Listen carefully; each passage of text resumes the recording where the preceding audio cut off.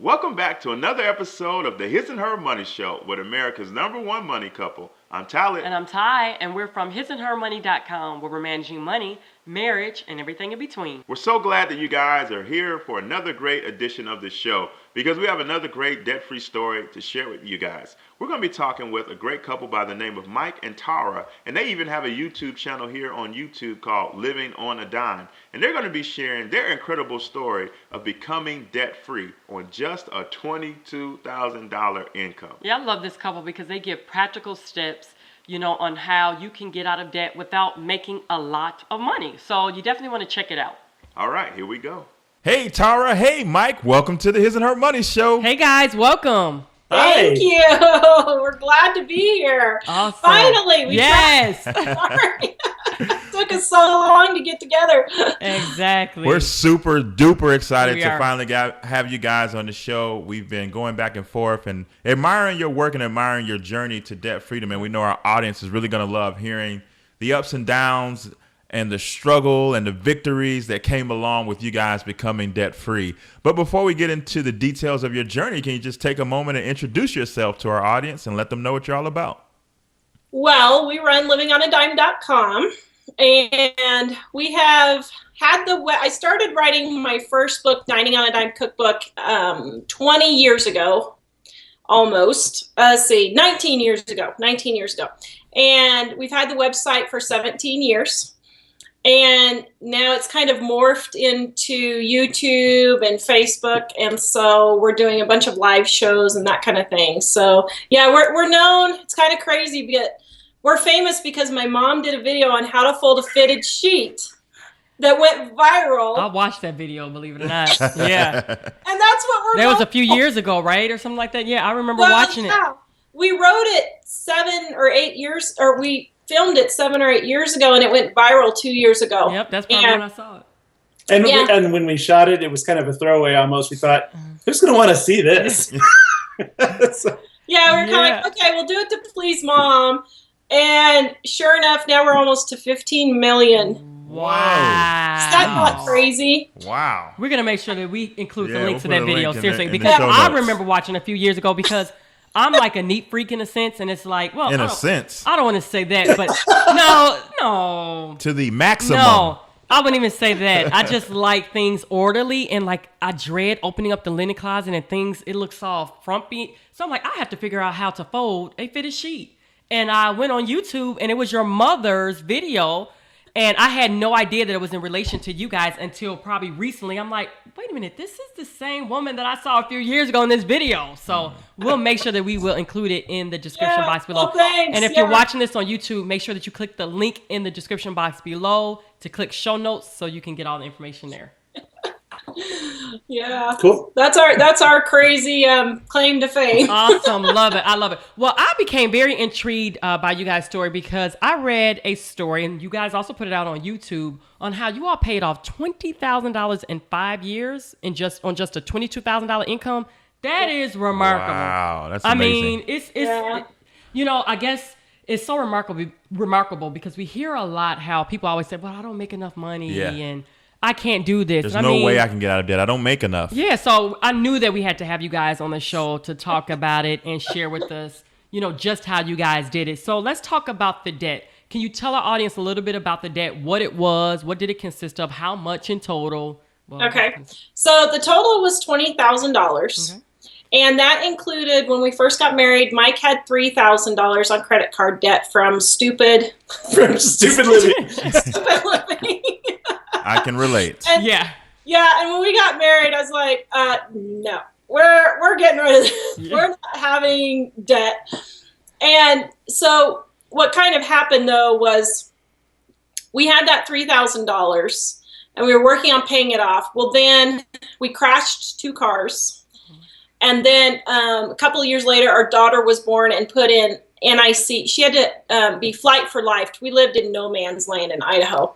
And It's like being in rural Alaska. yeah, she was born in a 10-bed hospital and had a hole in her lung, and she had to be flight for life. Well, of course, the insurance wouldn't pay for flight for life. And so then part of that was her medical bills and flight for life. So in 5 years, we had a total of $20,000. But over that 5 years, we averaged $22,000 a year income. Wow. And that included 2 layoffs. Yeah. Wow. He was laid off twice for 6 months during that time also. So yeah, it wasn't all stupid spending. Only like $3,000 of it was, but it was stuff that we needed to pay off. You know, everybody says, I don't have the money to pay for medical bills. You know, they say that, and then they go out and spend $500 on quilt supplies or, some other entertainment stuff. Yeah, they'll go golfing or they'll go on vacation. And honestly, we've had 2 3-day vacations that were like a real vacation. We did come back to Colorado when we lived out of the state to family, but you know, we didn't go on vacations. We made our priority paying off debts. So, well, first let's find out your daughter. She's well.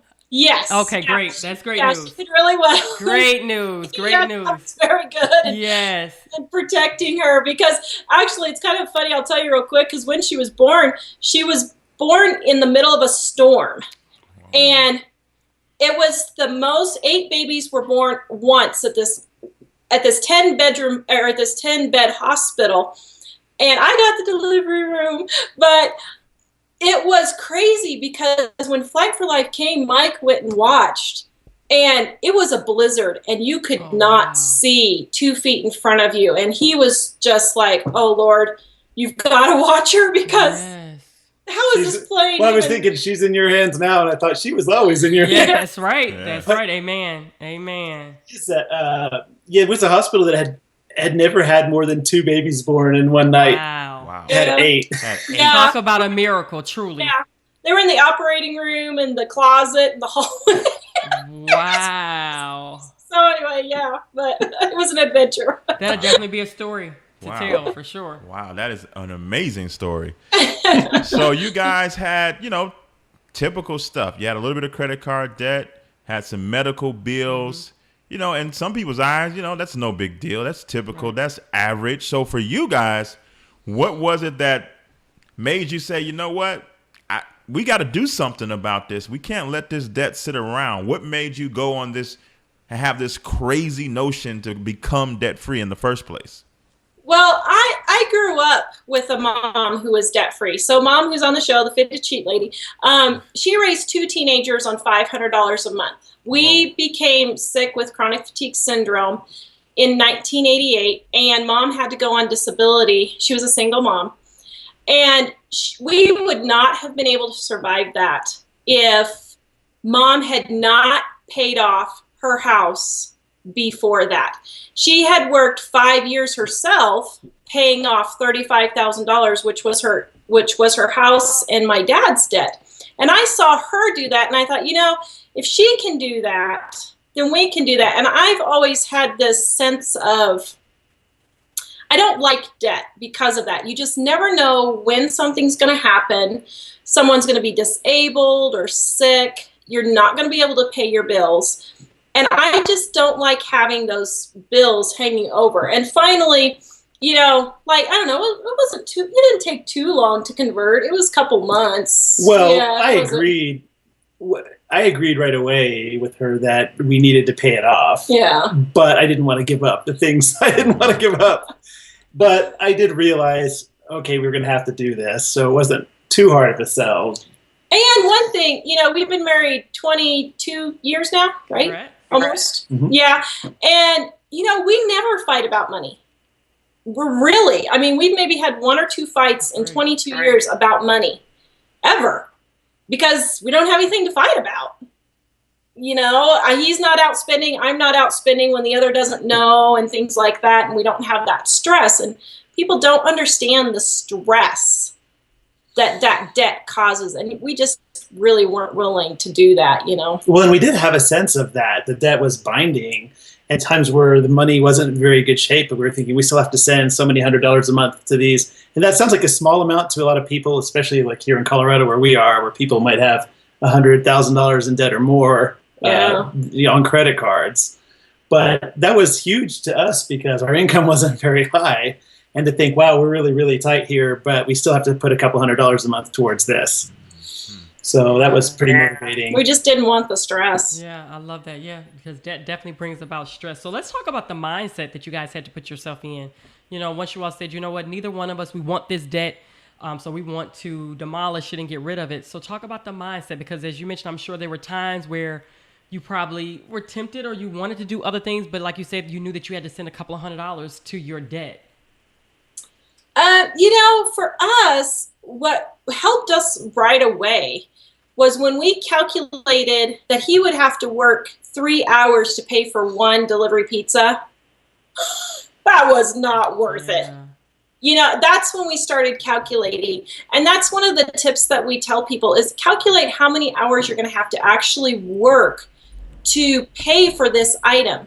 If you buy a brand new car, it's going to cost you $40,000 in the end by the time you add your extra taxes, extra insurance, all that extra stuff. And that could be an entire year plus of working just to pay for that one car. And it doesn't register to them, wait a minute, I could take off an entire year of work if I didn't pay for this car. They always see the payments. But for us, we're able to live on one income in an area where everybody around us has two incomes. They say it's impossible to live on one income here. Yeah, and so, that's kind of what when we figured out, okay, it's going to take him 3 hours to work for a delivery pizza. That ain't worth it.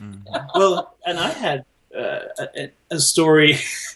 For me, I bought in because I knew she wanted that, and I agreed that it was necessary, even though I wasn't that excited about it. But we kind of got to this point where I used to do a lot of photography and go to a lot of movies, and I would charge it all before we got married. And I realized, she said, we just can't be spending this until our debt is paid. And I knew she was right, but I wasn't too happy about it. But at Christmas and holidays, her family wanted to give you something that really was useful for you. So if I didn't have an idea of a gift, or if a gift was too expensive, they just started saying, well, here's some Christmas money. And you can save up for what you want then. So we weren't spending any money on our own fun things personally, but that Christmas money was kind of what we were using for that. And I would say, oh, I really want this such and so, and I'm saving my Christmas money. And I saved through Christmas and through Father's Day and through my birthday.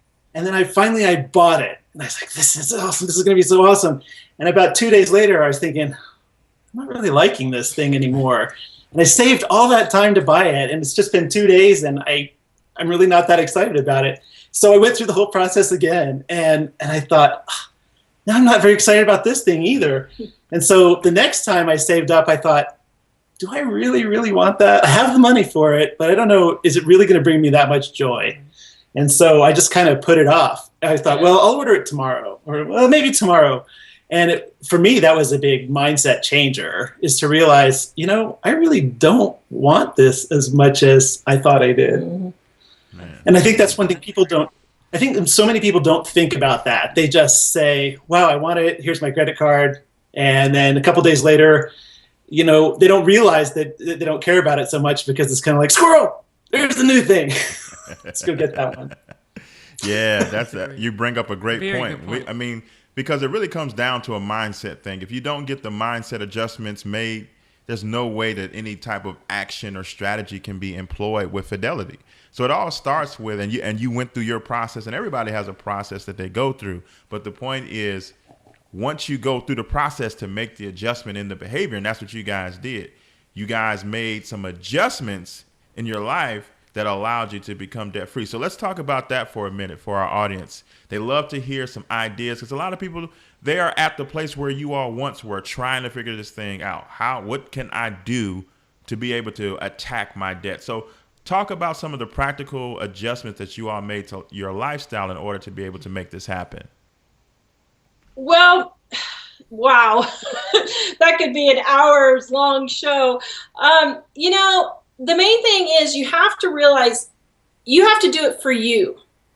If you're buying the new car because you're worried about this or you're worried about that, you have to realize that you need the peace of mind of not having that debt. And what we have noticed, and Mom's noticed with us, is Fear is the number one driver of all this debt. People buy a new car because they're afraid a used car is going to break down. People buy a house they can't afford because they're afraid that if they live in the wrong neighborhood, they're going to not have good schools, or, they're not going to, their houses aren't going to, their house equity isn't going to go up, that kind of thing. They're afraid.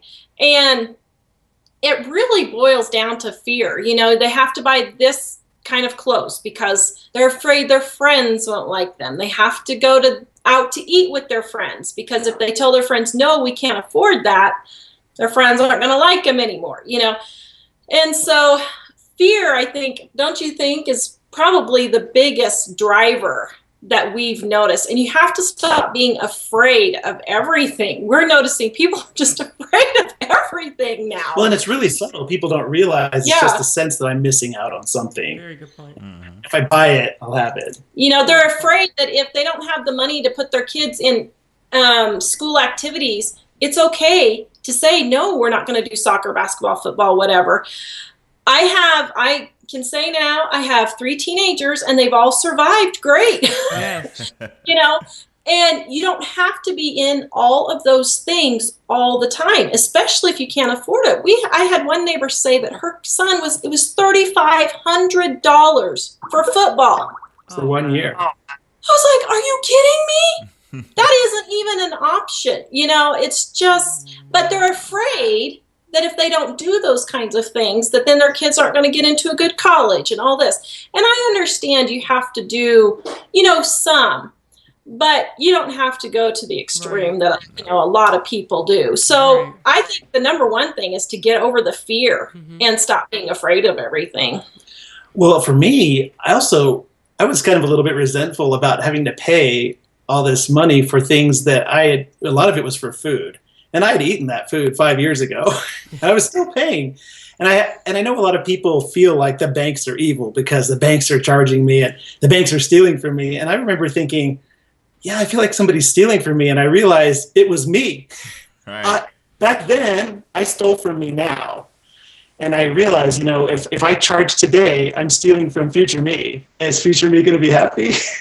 Probably not. I like that. Very good point. Now, I recall after reading your story, because, of course, $20,000 in 5 years on a $22,000 income is remarkable. But you guys definitely made some sacrifices. You put certain strategies in place and that you implemented in order to accomplish this goal. Can you talk about some of the things that you all did? I know one of them, you minimized your entertainment. You guys didn't go to the movies and things like that. So can you just share a few of the tips that you guys applied? Start. Well, one thing we did was anytime we had extra bonus money that people think about, like income tax returns, rebate from the electric company, anything like that, we would put it right on the debt. And we wouldn't even think about it. We just say, this is for our future, and we're going to do that. And then so like when the income tax money came, we didn't go out and buy a TV. Yes. We put it straight on the debt. When we got a bonus, well, not a bonus, but like when the escrow on our account got messed up on our house, they gave us a refund. They gave us a refund. That went straight on there. So all that kind of thing. But also, I was the one having the hardest time with the whole process, and I'm really visual. So I actually I drew a graph on a paper and I projected, from this month to this month, how long is it going to take us to pay it off at the rate we're currently paying it. And then I'd say, well, let's plan to pay this much extra each month. And then I put another line on the graph for there. And it was like $10. I mean, we were making $6. He was making $6 an hour, and he was the only one. So it wasn't a lot. Yeah. But because I'm visual, and because I think kind of as a guy, I'm a little more competitive in that sense. I was thinking, I have to beat this. Here's my projection, but I have to beat it. So I was always trying to think of how to beat that projection. And then what was the other thing?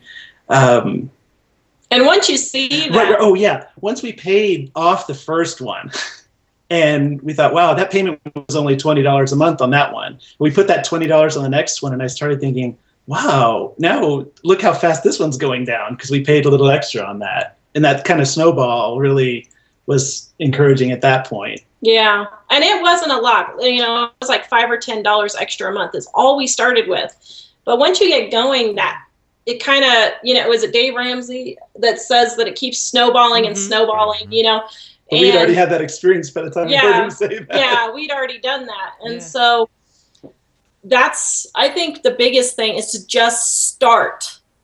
Well, people and also, don't want to start. There are things that people spend money on without really thinking. And we would think, is there some way we can get this without spending that money, or get something that fills this need in our lives? Yeah. So we did a lot of... Yeah, like for our anniversary, when we wanted to go out to celebrate our anniversary. Well, we didn't really have the money, but I found a coupon for Olive Garden. It was like buy one, get one free. So back then, Olive Garden was cheap. It was like $6 a meal instead of $7. And we thought that was horrible. But, we'd spend $7, $10 with the tip on, dinner, and we drank water. But we got to do something fun, but it was still cheap, Yeah, so that's, and we, like I said, we cut back on vacations. We didn't do any vacations unless it was come to see family or stay with family.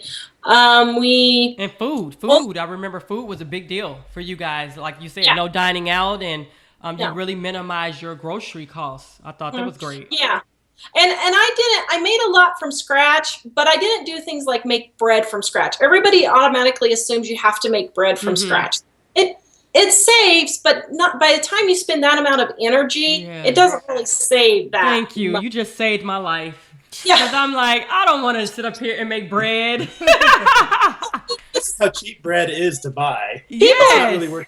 I mean, I can get it from Aldi sometimes for 25 cents near its expiration date and just throw it in the freezer. I'm like, do I really need a bread machine maker? No, you don't. And see, people are focusing on the wrong thing. They're focusing on saving on laundry detergent and bread while they're driving a brand new car that's thousands and thousands of dollars. Yes. We've never bought a car with payments. Ever. That was another tip. Is we have always paid cash for our cars. Always. Love it. And we just bought one yesterday for $3,000. Love it. Yes. Those days we would have bought it for a lower price, but now we have more room in the budget. But we still don't want to spend more than we have to. Yeah. So we got a nice Toyota Camry yesterday with 90,000 miles for $3,000. So that's great. That's a great deal. That is great. Did you guys go into the dealership, or did you do it like on a Craigslist or something? Like, what's your Craigslist? Okay, that's awesome. Actually, tomorrow night we're doing a show on how to buy a new car or buy a used car, because there's kind of a technique to it, but it's really not hard. Once you figure out what you need to do. And we even figured, because people will say, oh, I can't drive a used car. Yes. I'm just too afraid that's going to break down. Somebody else might have sneezed in it. Yeah. Yes, I've heard And I can guarantee you, we had the biggest lemon one time about 12, 15 years ago. My in-laws bought the car for us, and the engine went out and the transmission went out in the first 3 months that we had it, and we had to put like $3,500 into it. But the 8 years that we had that car, we still figured with all of the repairs, it was still only $8,000. Compared to if we would have bought a new car, it would have been like $25,000. So even with the biggest lemon, usually in the long run, you save, even if you did get a huge lemon, and let's say you lost $2,000, in the long run, you would eventually save. Right. But honestly, we haven't had that happen even. Well, and the $3,000 car we just bought, it's replacing one that we bought 2 years ago for $1,200. And our son drove it for pizza deliveries for 6 months. So, he got a lot of mileage put on it then. Yeah, he was putting like 1,000 miles a day. But it was $1,200 for the car, and the expenses that we put to maintain it were not that much. And of course, what I think we decided to replace it because there's a point, where so many things are going wrong. We started doing the math in our head and think, it's going to cost me $2,500 to fix this car or $3,000 to buy another one. Smart move. Right. So now we know, as Michael was driving down the highway last week and the wheel well Oh, wow. Flapping on the windshield. I was just doing the math in my head as I was driving along, thinking, oh, should we get another one, or should we fix this one? All of a sudden, something was flapping on the window, and it was a piece of the wheel well, and I thought, it's fine. This car is not going anywhere. But you know, it was a nice car, though. Yeah, It serves its purpose, right? Yeah. exactly. I mean, we're talking $50 a month for him to use a car, and we're going to probably turn around and we'll probably get $1,000 out of it to sell it. You know, so we pretty much paid what, $10 a month to use that. So no-brainer. Yeah, we'll make sure that we also will include the video that they're mentioning that they will be airing on their YouTube channel, How to Buy a Used Car. So definitely check out the show notes so you can check out their video. So, guys, talk us through that moment. Paint the picture for us when you made that final debt payment. You know, it's funny. I remember it, but I don't remember. Do you remember actually writing the check? You were the one that wrote the check. I remember writing the check, and it was really good feeling, but it was also a sense of, is that it? Is it done? And it really didn't take us nearly as long as we thought. No. That was the main thing. At the beginning, it seems like it's going to take forever. And then when you pay that first one off and you start putting the money on the second one, if you're disciplined enough to do that, then you start seeing the progress a little bit. And then when you kind of move a little more forward, you see more. And so it took a less time than we thought in the end. And it was a very big relief, though. And one thing people need to realize is if you need to get a second job or something to pay this off, it's temporary. Yes, it's going to be a huge pain to work 12 hours a day for a year or two. But after that, you're free and you don't have to worry about it anymore. You can have all that, taken off. Well, and at the end of that, I have to explain this a little bit. So we had probably a few $100s a month extra that we didn't have when we were paying off the debt. And that doesn't sound like much to people, but our mortgage was $274. So, we made like $1,000 a month. It wasn't, so people, the numbers were a little different then. So if you think, it was like having the entire amount of your mortgage available in addition to what you've normally had in your budget all this time. It was huge for us. Yeah. So that was really positive. And it's funny because there was a point where we thought, wow, we've gotten so used to being able to use 0% credit cards and all this. And there's a point where we were thinking, we'll just use them for emergencies from now on. And there's a point where we came to realize there is no emergency big enough to use credit cards. Because actually, part of the medical debt, we had switched to credit cards to pay off. And then Tara's brother had a similar situation with his daughter in the hospital. And they didn't put it on their credit card. And the hospital eventually said, you guys can't afford this. And they just wrote it off. And then we were thinking, well, we're paying this. So I realized, there just isn't a time where I think you should get yourself into debt in order to avoid some other problem. Because you're basically chaining yourself to that. I mean, I guess if your kid was overseas and they got hurt or something and you had to go to them immediately, okay, I could see that, but, usually those kinds of things don't happen. So usually it's just our own spending. So, but we did go out to dinner to celebrate. Actually, we did. I think we kind of we loosened up our belt a little bit. I think we were paying a little extra on the house too. Yeah. So talk about life now that you're debt free. How does it feel now compared to when you guys were first saddled with $20,000 of debt? Oh, wow. It's really nice because we don't have to worry about we're self-employed now, but a good example is, we had 2 years ago, our brother-in-law died and our niece came to live with us, and we ended up having to take off work a couple of months to deal with some things with that. And we were able to pay our basic bills still because we didn't have so many bills. And so when we have times like that where someone's sick or we had a problem like that, we can take it off and we don't have to stress that we're going to be able to make all of our payments because we don't have that many payments to make because we don't have any payments, and so. Well, some of the realizations that we came to going through that debt payoff process, like, is this really important to me?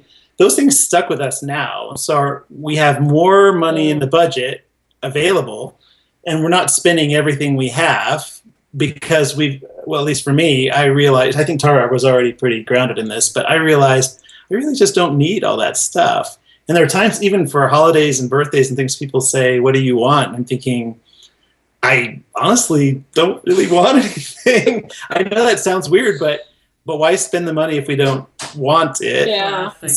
Yeah.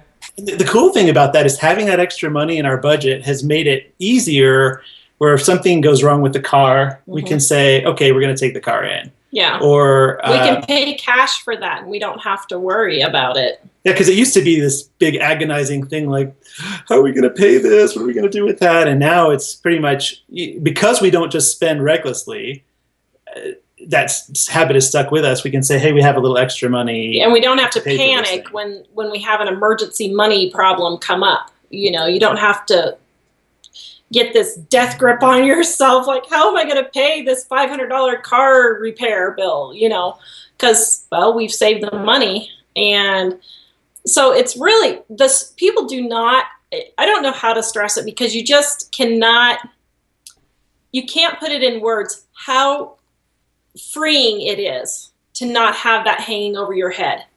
I mean, you really can't. It's just hard until you actually experience the relief of not having to make those payments. It's just hard to explain, but that's really, it's just a huge relief when you don't have to do it anymore. So, well, and in more recent years, we used to take all of our vacations to visit family in Colorado, like Tara said. But in recent years, since we moved back to Colorado, we've taken some vacations with the family, and we just paid cash for them. Yeah. And interesting thing is, we paid, was it $1,500 to take 7 people to Branson from Colorado for how long were we there? 7 days. For 7 days. And and that's mostly just trying to figure out how can we do this without spending too much, but still have a great time. Yeah. And then we have friends who, you know, because they have a credit card, they go to Disney World and it's $10,000 to take 5 people. Yeah, 4. And so I think that's kind of the difference in the mindset too, is, okay, we don't want to go into debt for this, and we do have the money, but maybe we might want to use some of that money for another thing. So how can we minimize the cost? And actually in Branson, we were looking at things saying, here are all the different things to do. We're not going to do them all. Which ones do we think are going to have the biggest bang for the buck? Yeah. So, and the kids remember that as an amazing. I've heard nothing but great things about it. So it's pretty cool. Yeah, if you ever get a chance, you should go check it out. It's pretty fun. I think we just may do that. Yeah. So let's talk about, what is the biggest life lesson that you guys learned during this entire process? What's that one thing that you can walk away from all this and say, you know what, this is. What would you say? I'm not sure what Tara would say, but for me, it's that stuff doesn't really make you happy. I used to buy things because I thought if I had more stuff, it would make me happy. Yeah. And I through this process, I realized it didn't really make me happy, to the point where now that I can buy it, I don't. Yeah. For me, it's don't be afraid. And especially if you're a Christian, when you're putting things on credit card, you are specifically saying, God, I do not believe that the money you've given me is going to take care of me. Yeah. People, That's that's amazing. exactly what you're saying. And that is a complete lack of faith and trust that God is going to take care for you. And so I think as Christians, I think that that's one of our big things is you need to start having faith that God is going to take care of you. And if he's giving you that amount of money, then there's a reason, and you need to live within those means and figure out how to do it. And we have lived, I will say, we have lived in some pretty skanky places while we were getting through. But we didn't die, though. Yeah, you know. And it really wasn't that bad. Yeah, we lived in one house that was horrid. I mean, it was the stuff that movies are made out of. And it was only for great stories. Yeah, it was only for 6 months. But, you know, it was all we could afford.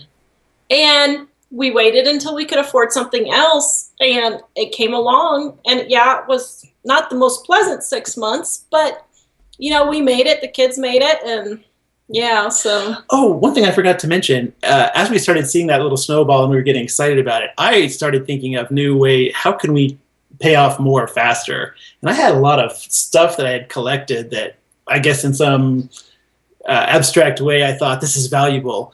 So I decided to sell as much of it as I could. And I sold a bunch of stuff on eBay because at that time eBay was pretty new.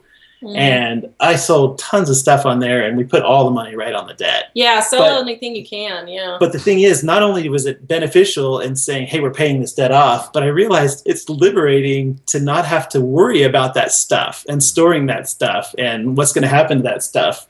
And I realized later I didn't even care about that stuff. So I was glad to have it gone and off the debt. Yeah, it really helped.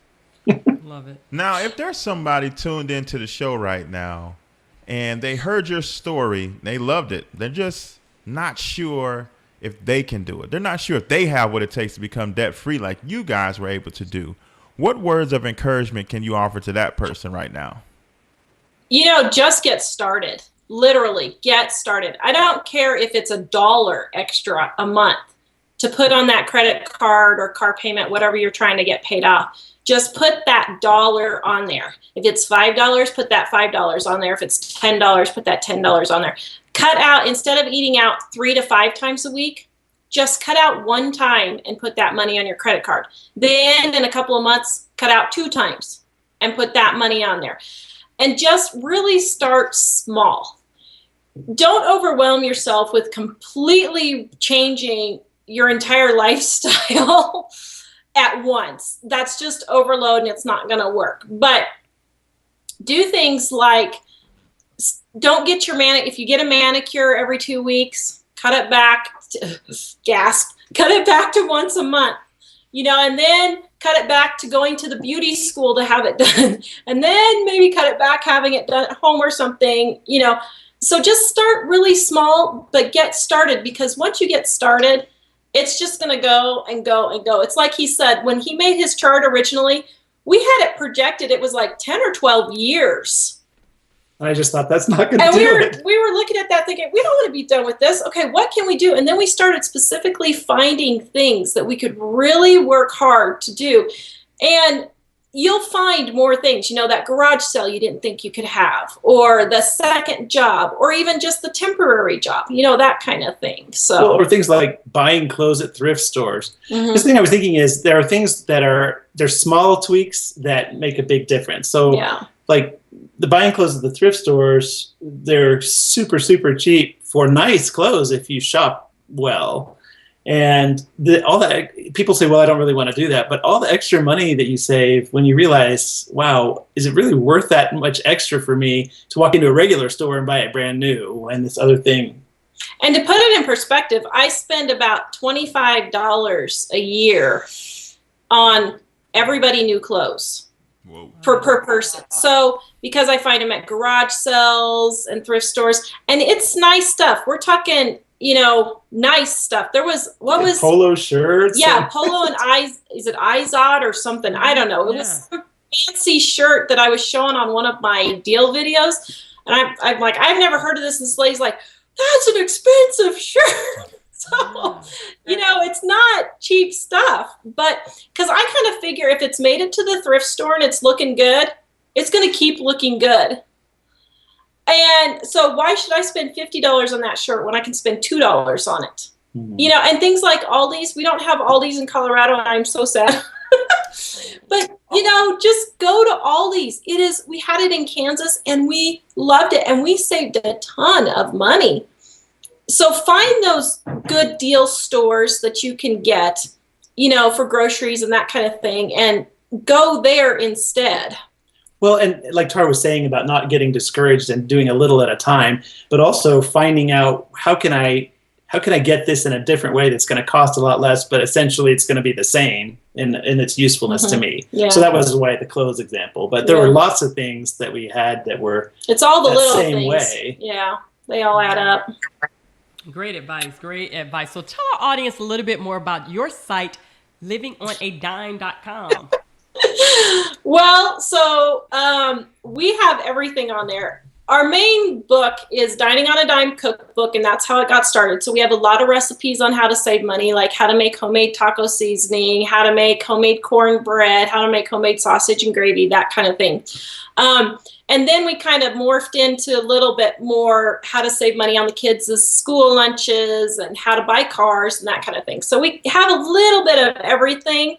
And we do have, how many? 35. We've written 35 books and ebooks. Amazing. So, yeah. Yeah. Well, we were on this kick for a while where they were like, oh, you got to write more content. So we were writing content. Now we have tons of content. We could have content until we die, and we would never go There's a lot through that we haven't published yet. Yeah, we have books that we haven't even published yet. And so that we have everything on there, and organizing how to fold a fitted sheet. So right, the site is largely it's recipes, saving money and getting out of debt, and organizing mostly. Yeah, because if you're not organized, you're not going to save money. True. Absolutely.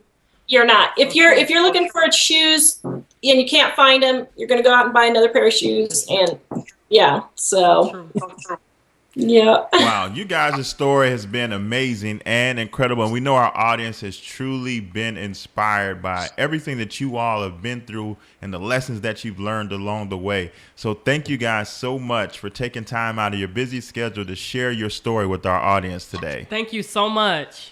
Thank you. We've guys. enjoyed it. We appreciate it. We love having you, or having us on. I mean, we appreciate it. So. Wow, wasn't that great? That was great. It just goes to show you, man, it doesn't have to take this six-figure income for you to get your finances in order. Oftentimes we say, man, if I just got a raise, or man, as soon as I can find a better paying job, I'm going to get on it. I'm going to do what you guys are saying, Tyler and Ty. No. You need to start now. You need to start where you're at. Because Mike and Tawra did it on a $22,000 income. So what really is your excuse? And that's why we want to bring this story to you, to let you know that no matter where you at income-wise, you can make moves and you can make things happen to become debt-free. That's right. We want to help you become debt-free. We created a totally free book just for you called The 8 Essential Steps to Getting Out of Debt. All you have to do is go to hisandhermoney.com/8 steps. That's the number 8. Well, guys, that's all for this week. It's been great. Until next time. Peace. Bye.